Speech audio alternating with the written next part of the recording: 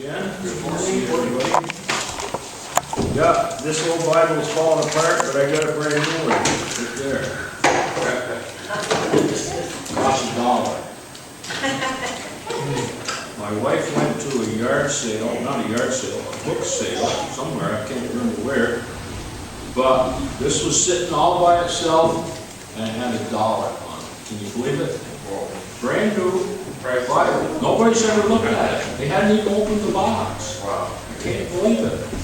Well, it's nice to have a new one, and it's okay to have the Old Faithful too. One of the things I want to mention, this isn't really, well, it is and it isn't. It isn't really part of my talk this morning, but I do want to run this by you because it may be something you're going to run into at some point. Have you ever heard someone say the Bible contradicts itself? Yeah. Or it's wrong? You ever heard that? I've heard that. And I'm going to show you where it does. Are you interested? You can tell me. If you're not interested, I'll just skip this. Are you interested? Yep. All right. The Bible has come to us down through the ages. How many times have these pages, here's one here, been rewritten and copied and printed and copied and rewritten and sent on? We don't know, do we? But it's been done hundreds and hundreds and hundreds of times. And now it's in just about every language in the world. There's a group of people that they have this ministry, the Wycliffe people, and it's a ministry and they do translations. I get requests for donations every once in a while. The Wycliffe translators, they try to supply some part of the Bible, not the whole Bible necessarily, but particularly the New Testament, the Gospels anyway, for sure. They try to provide those to missionaries and people working in places around the world, even in places where they have no written language. So they're doing their very best to get translations of the Bible or parts of it to these people. Because the Lord says His Word is going to go out to how many people before He comes back? Every what? Every nation. Every kindred, every tongue, every nation, every people. So that's an effort that's going on. So, is it possible that people can make mistakes in translation? It's possible.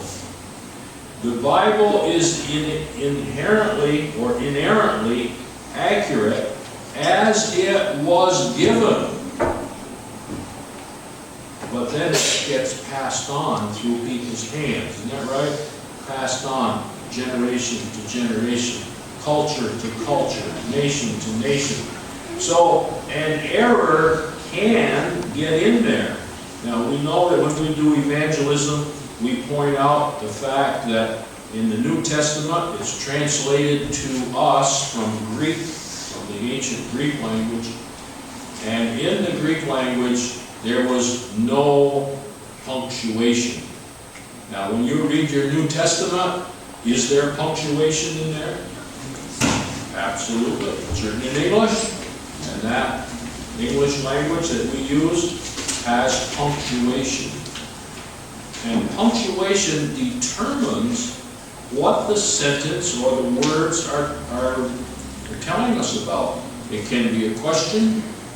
John is sick. What's that called? A statement, right? John is sick, period. Now, how you read those three words, John is sick, the punctuation determines how you say it. John is sick. Matter of fact, John is sick. A period at the end of that little sentence tells me, the reader, that that's a simple declarative sentence. John is sick. What if there's a question mark at the end of the sentence? How am I going to say it then? John is sick? Isn't that right? That's a question. John is sick? I didn't know he was sick. That's news to me. That tells me something about John that I didn't know. John is sick. If I am Satan and I read that, I write that, what am I going to put at the end of the sentence? An exclamation point. John is sick! Excited. I accomplished it, you see. John is sick. So, punctuation determines a lot. How carefully something is written determines a lot. Well, here's what I wanted to look at. How many different versions of the Bible do we have in our hands here this morning? What do people have here? The clear word. You have the clear word, okay. Who's got a King James version? All right, 2 or 3 got King James version. NIV. You got an NIV? New American Standard. And New American Standard. All right. So you got 3 or 4, maybe 5, maybe 6 different versions here. All right, I've got King James. It's the old standard version. That's the one that's fallen apart. And I've got an NIV, the New International Version. And it first came out in the 1970s, I think. What I want to do is take a look at the King James Version. We'll go to 2 Kings chapter 8. 2 Kings chapter 8. Now, in the book of Kings, there's a lot of genealogy and history. This is the history of the kings of Israel. That's what these 2 books are. Chapter 8, 2 Kings chapter 8, verse 25 and 26. Let's see if we can look at that. In the King James Version, in the 12th year of Joram, the son of Ahab, king of Israel, did Ahaziah, the son of Jehoram, king of Judah, begin to reign.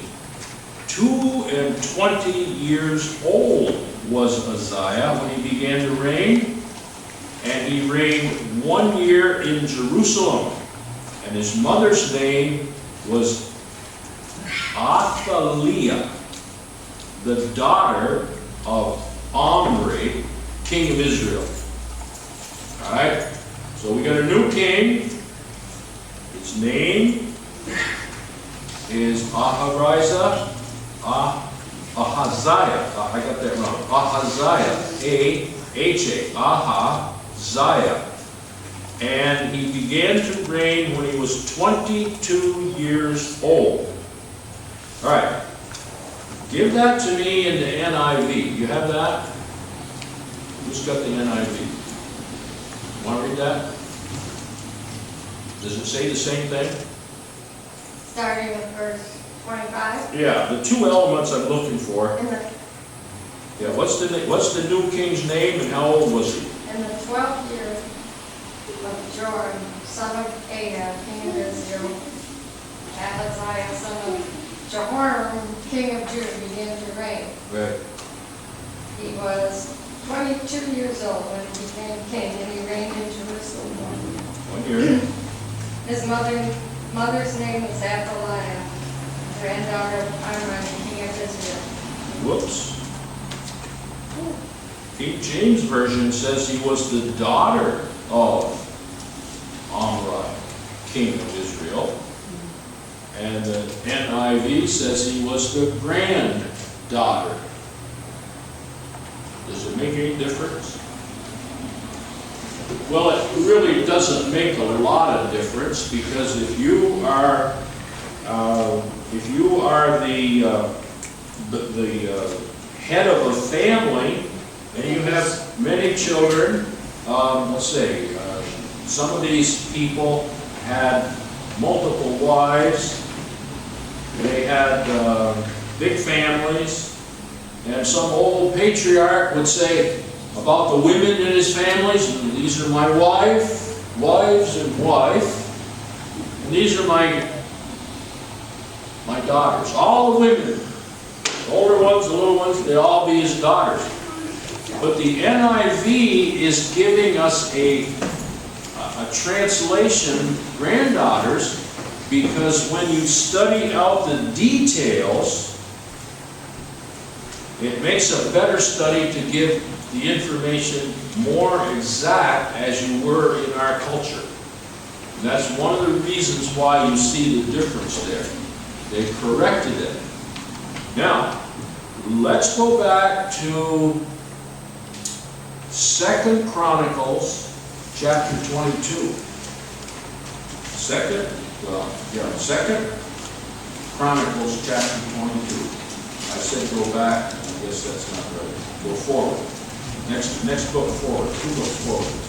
2 Chronicles 22, I'll find that one here. 2 Chronicles 22, verse 2.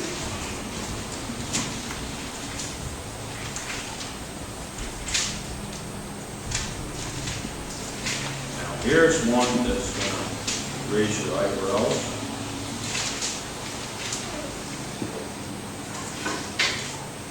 22, verse 2. King James Version. You want to read that, somebody? 42 years old was Ahaziah when he began to reign, and he reigned 1 year in Jerusalem.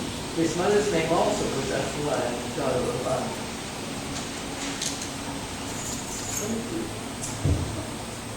42 years old. Does that make sense? That makes sense. In 2 Kings 8, verse 26, it says he was 22. In Chronicles, 2 Chronicles 22, verse 2, it says he's 42. Now, when you look at that, well, wait a minute. If you don't really study this and pay attention, you'll miss it. Isn't that right? You never notice it. But to the skeptic, they will pick that right up. They're going to say to you, there's a mistake. And there is a mistake. What does the NIV say? 2 Chronicles 22, verse 2. What does that say? Since he was 22. It says he was 22. Now, does it identify where he reigned for a year? Yes, he reigned in Jerusalem 1 year. Is that consistent with the King James Version and the translation, the message in 2 Kings? It's the same message, isn't it? The information is the same. Is the mother's name given there in the NIV? Yes, Athaliah. Athaliah. It's the same mother, but it still sticks with the NIV, holds its stance, calling her a granddaughter of Omri, king of Israel. Now, what happened? Well, here's what happened. The scholars wrestled with this, and they went over this, and they went over this, and they went over this. And those who print, those who publish the King James Version never, even though they knew about this and know about this, never have corrected the error. Never. Because they say it's inherent and it's not wrong. We can't change it. Those that did the research on this and published the NIV said, look, there's an error. We know the Bible as God gave it to man. It's an inerrant effort. It's an inerrant book. But humans make errors. Is that being reasonable? That's being reasonable. And so the NIV publishes that difference. Now here's what the research shows you. It says that the Hebrew reading, which is in the King James Version, of 42 years old, would make Azariah older than his father. So if you stick with the 42, we have a man who is the king of Israel after he takes the place of his father, and he's older than his father. He's the son, and he's older than his father. So that's why the NIV made that change. So I was fortunate when I got this $1 Bible. The footnote is almost half of the page. There's a footnote on almost every verse above there explaining something about what they've compared it to and why they've made the comparison and what the difference is. Now, Fortunately for us, these differences, for the most part, are very minor, and only the deepest scholars who are doing the most deep research would run across these things. The great themes of the Bible are the same. Whether you read NIV, Good News Bible, whatever you've got, they're the same. However, doesn't Jesus, through the writer Paul, tell us to study, to make ourselves approved? Isn't that right? And that's one of the things, as a good student, you're going to run into. You'll run into that. But it's good to know the history. Yes, the young man that took his father's place as king was 22 years old, and you can believe it. Getting it done right off. Let's take a look. Let's go to Genesis chapter 4, verse 1 through 7. You all know this story. There's nothing new here. I'm not going to tell you anything new. I already did. Genesis chapter 4, verse 1 through 7. This is the chronology event of the descendants of Adam and Eve. Adam knew his wife Eve, and she conceived and bare Cain, and said, I have gotten a man from the Lord. And she again bare his brother Abel. Abel was the keeper of sheep. Cain was the tiller of the ground. In the process of time, it came to pass that Cain brought of the first fruits of the ground an offering unto the Lord. And Abel, he also brought of the firstlings of his flock and of the fat thereof. And the Lord had respect unto Abel and his offering, but unto Cain and to his offering the Lord had not respect. And Cain was very wroth, and his countenance fell. And the Lord said unto Cain, Why art thou wroth? And why is thy countenance fallen? If thou doest well, shalt thou not be accepted? And if thou doest not well, sin lieth at the door. And unto thee shall be his desire, thou shalt rule over him. All right, so Cain brought an offering of his work. Did Cain know that he needed to supply an offering of an animal? We believe he did, isn't that right? In the chronology of the birth of these two young men, there's nothing spoken of about their childhood. They're born, there's a little detail there, and then bingo, we're right up to where they bring the offering. They're adults, they're young men. They have been trained up by their parents, Adam and Eve. And in that training, they were taught what to do. And Cain, at the appointed time, brought an offering not of the Lord's command. He brought a different offering. And Abel brought the correct offering. And God favored Abel's offering. And then God was watching over this. And it says in verse 6, And the Lord said unto Cain, Why art thou wroth? Why are you angry, Cain, that I don't accept your offering? You see, Cain's offering was not a faith offering. It was an offering of his works, not what God had commanded. So, God gives Cain this advice. If thou doest well, shalt thou not be accepted? You see, what was rejected was not Cain, it was his offering, his work, his lack of faith. That's what was rejected. God was still interested in Cain the person. Do you see that difference? Yet Cain mistook it. And then he talked to his brother. In verse 8, he said, And Cain talked with Abel, his brother. And we talked about it. Would you say Cain was a stubborn person? I I'm stubborn. I'm sure he was. Where would Cain have had to get his offering if he had brought the correct offering? From his brother, isn't that right?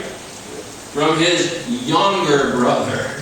He would have had to say, brother, I need one of your sheep for the offering that we're going to do next whatever day it was they did that. And, you know, I don't have any sheep. You have the sheep. But what can we do? I need an offering. Well, and Cain could have said, or Abel could have said, oh, I want to get all your oranges this time. I need all the oranges, and I love bananas. I want all the oranges and bananas, and you can have sheep. And you can have the smallest one over there. It's fat, but it's small. You can have that one. Was Cain going to go to his younger brother? Cain was the oldest brother. Was he going to ask his youngest brother for the offering? No. So a conversation between them in verse 7 and verse 8 brought out a rage within Cain. And instead of doing what the Lord said in verse 6, the Lord said unto Cain, why art thou wroth? Why is thy countenance fallen? Verse 7, if thou doest well, shalt thou not be accepted? See, this pride was just the unbelief of Cain. And so we know the rest of the story. Cain was so mad he killed his brother. Then he had to fess up in front of God, and he would not acknowledge what he did in a direct way. And then he had to be kicked out of the community. He left. And that's a problem because he did not act immediately on God's command. If thou doest well, shalt thou not be accepted. He stepped away from that command. That was God's command. Listen, go to your brother, get the sheep, bring it back, do the offering, you will be accepted. It will be accepted. He didn't do it. He reasoned within himself what he should do. And what did he wind up doing? Killed his brother. That's a very serious thing. So, let's go down in history a ways. Let's go to 2 Kings chapter 5, verse 1 through 5. Now, we all know this story. This is not a new story to us. 2 Kings chapter 5. This is the little girl that was stolen by the Syrians. I think it was the Syrians. Chapter 5. Yes. 2 Kings chapter 5, verse 1 through 15 is the story.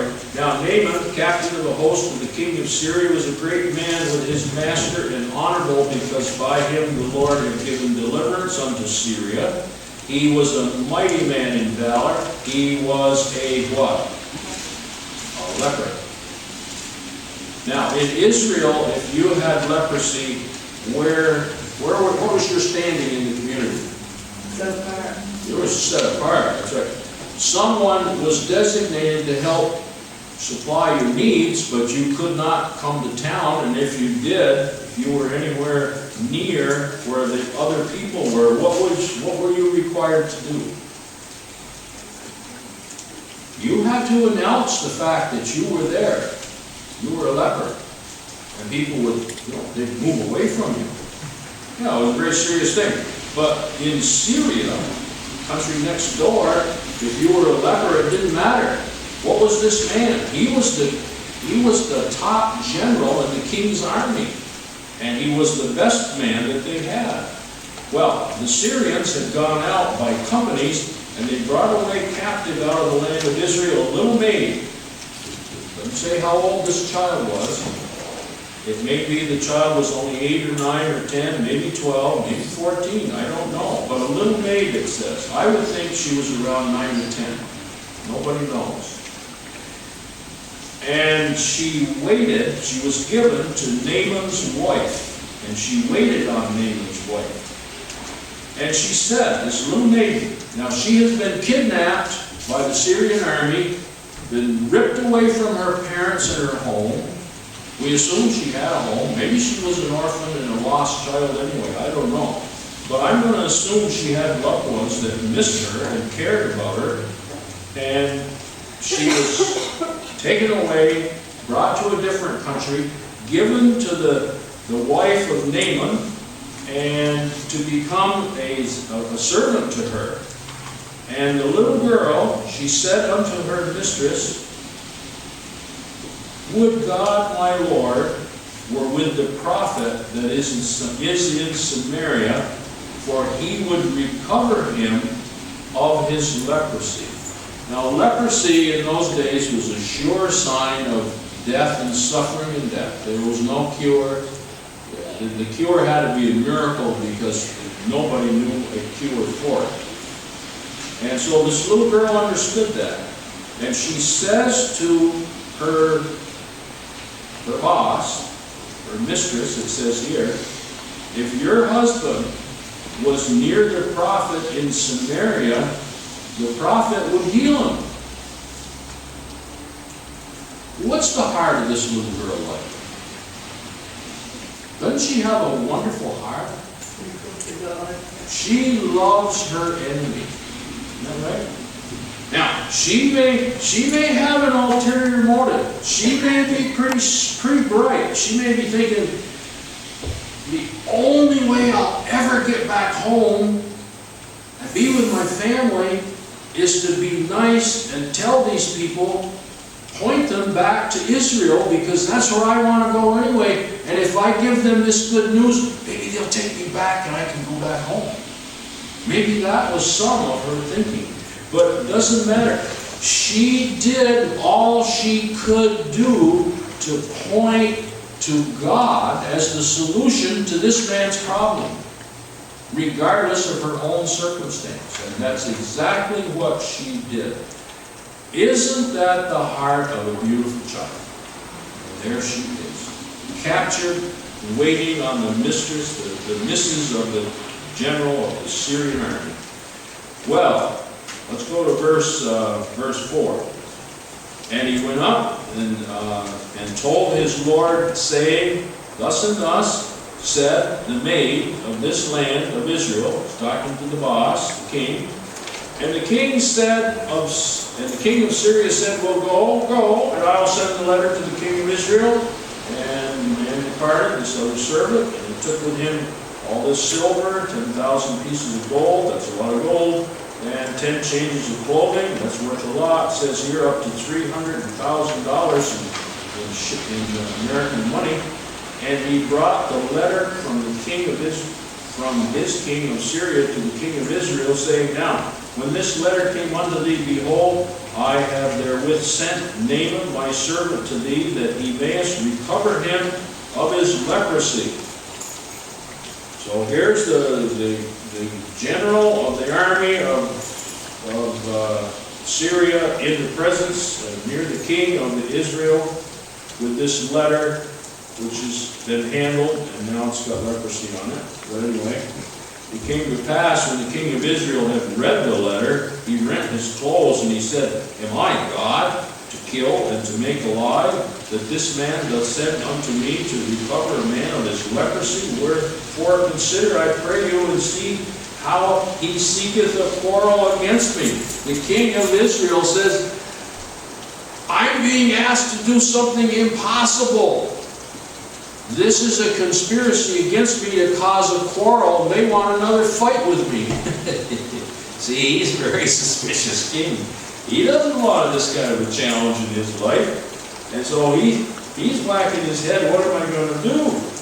Well, it was so when Elisha, the man of God, had heard that the king of Israel had rent his clothes, because he was so troubled, that he sent to the king, saying, wherefore hast thou rent thy clothes? Let him come now to me. See, Elisha knew he was God's man. Elisha knew he could do that job.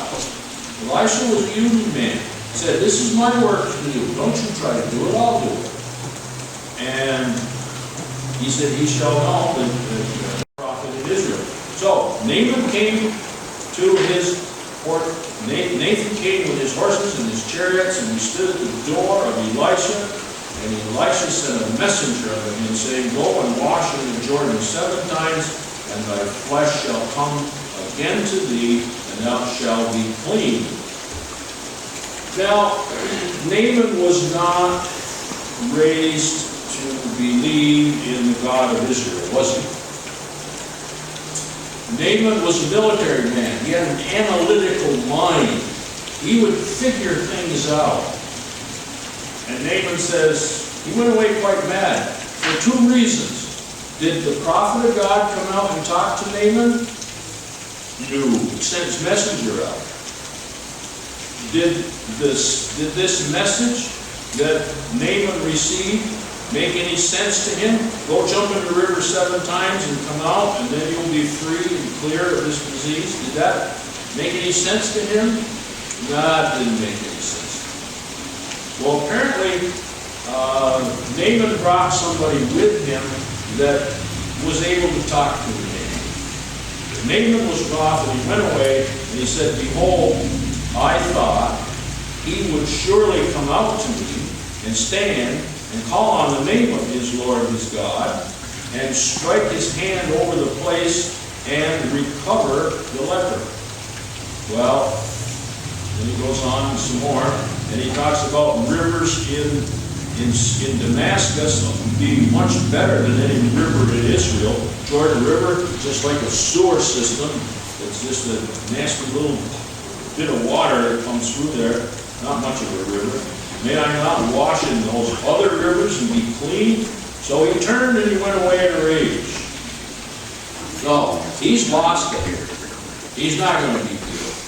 He is not going to do what the little girl, the lovely little girl, told him to do. Well, his servants came near and he spoke to him and said, my father, if the prophets had bid thee do some great thing, wouldest thou not have done it? See this logic? These were smart people too. How much rather then, when he saith to thee, wash and be clean? Well, Naaman knew the result of leprosy. And he knew the end results was terrible death. He didn't want to die that way. He'd rather die in battle. So he made a decision. And in verse 14, his decision became clear. Then he went down and he dipped himself 7 times, not 6, not 8. The prophet said 7. The prophet's messenger said 7. He went in, dipped himself 7 times in the Jordan, according to the saying of the man of God, and his flesh came again like unto the flesh of a little child, and he was clean. And he returned to the man of God, he and his company, and came and stood before him and said, behold, now I know that there is no God in all the earth but in Israel. Now therefore, I pray thee, take the blessing of thy servant. Well, this is a miraculous thing. After probably a time, I don't know how long a time, the Bible doesn't tell us, but Naaman decided he would follow his Lord, follow the Lord of Elisha, and do his washing and receive that blessing. And he did, for the whole world to see.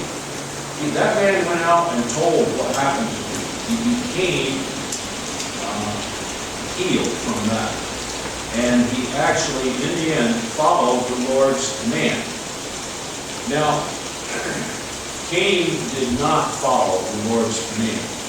And we know the results of that. We have all the confusion in the world today coming through the line of Cain that we live in and see about us all the time. The reason it's so bad today is because how many people live on this planet? 7 billion people. That's a lot. And there's a lot of trouble in this world. I think there is. And there's more to come. All right, so what we see is God asked a response from these people. Cain responded differently than Naaman. Cain lost the blessing God could give him. Naaman gained the blessing God could give him. And that's all I wanted to talk about this morning. As we do what the Lord bids us do, we receive His blessing. Let's take a look at Luke 8, verse 40 to 56. Luke chapter 8. These are all stories you know all about. You've read them many times. Let's see what happened here. Luke 8, start with verse 40. And it came to pass that Jesus was returned. The people gladly received him, for they were all waiting for him. And behold, there came a man named Jairus, and he was the ruler of the synagogue. And he fell down at Jesus' feet, and he sought him that he should come into his house. Now, before this had come to pass, there were many, many miracles that Jesus had performed. And just before I started reading here, in verse 31, 32, 33, is where Jesus cast the devils, the legion of devils out of the demoniac, and the man was healed and made whole. Well, what Jesus had done had come to this man named Jairus, and he knew of the miracles that Jesus had performed, and he wanted Jesus to come into his house. And it says, for he, that's Jairus, had only one daughter, about 12 years old, and she lay a-dying. This little girl was sick unto death. But as he went, the people thronged him.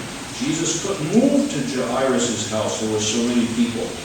And a woman in the crowd, having an issue of blood 12 years, which had spent all her living upon physicians, neither could be healed of any of them, she came behind him, and she touched the border of his garment, and immediately her issue of blood was stanched.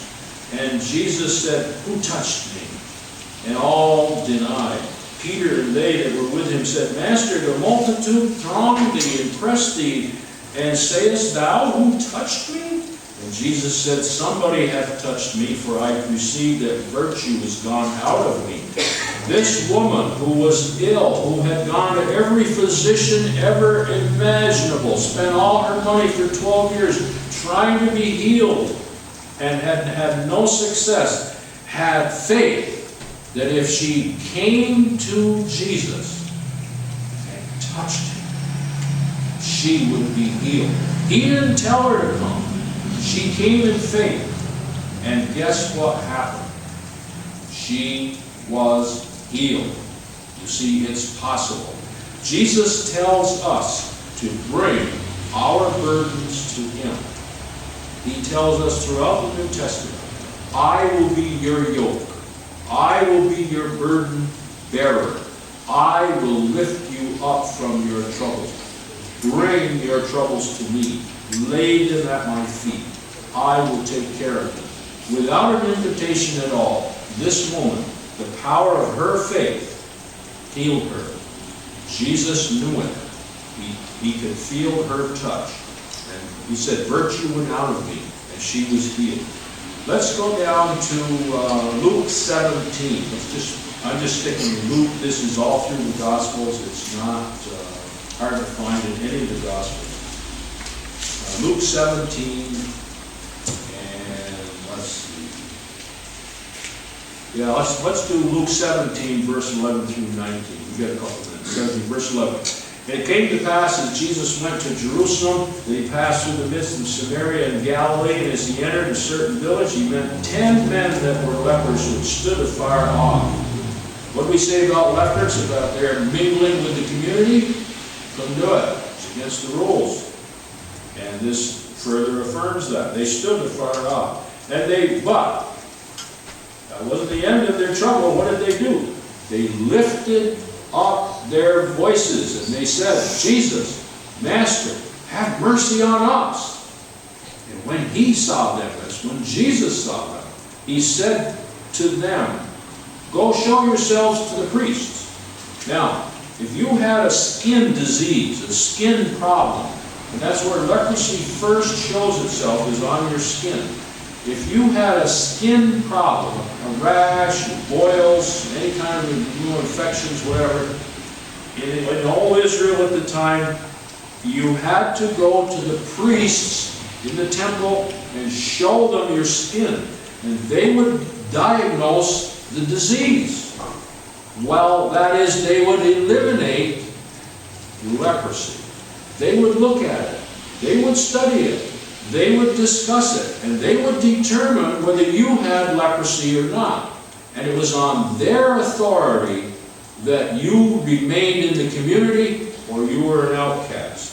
So Jesus said now to them, go show yourselves to the priests. He hasn't done anything for them at this point. They have asked for help. They've asked for mercy. Immediately, he said, go show yourselves to the priests. And what did they do immediately? And it came to pass that as they went, they were what? Cleansed. There wasn't any washing. Jesus didn't put any hands on them. He didn't touch them in any way. He didn't tell them to get some water and make mud and put it on. He just said, go show yourself to the priest. And what did they do immediately? They did what he said. All right? And then they were cleansed as they went.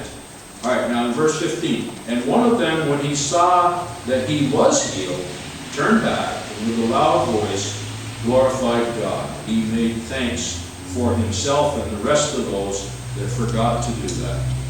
All right, so let's take the last thing we'll look up is Luke 17, verse 5 and 6. So you have that right in front of you.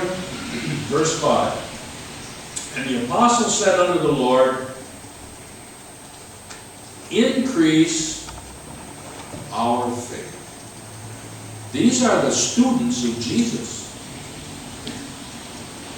And they saw that these people that surrounded Jesus and were doing what, getting healed, made better, brought back from the dead even. And they recognized they didn't have the faith they needed. They said in verse 5, the apostles said unto the Lord, increase our faith. And the Lord said, if you had faith as the grain of mustard seed, you might say unto this sycamore tree, be thou plucked up by the root, and be thou planted in the sea, and it should obey you. Wow, that's big. But that's what the Lord is telling us. Have faith in Him. Bring the burdens of our heart to Him.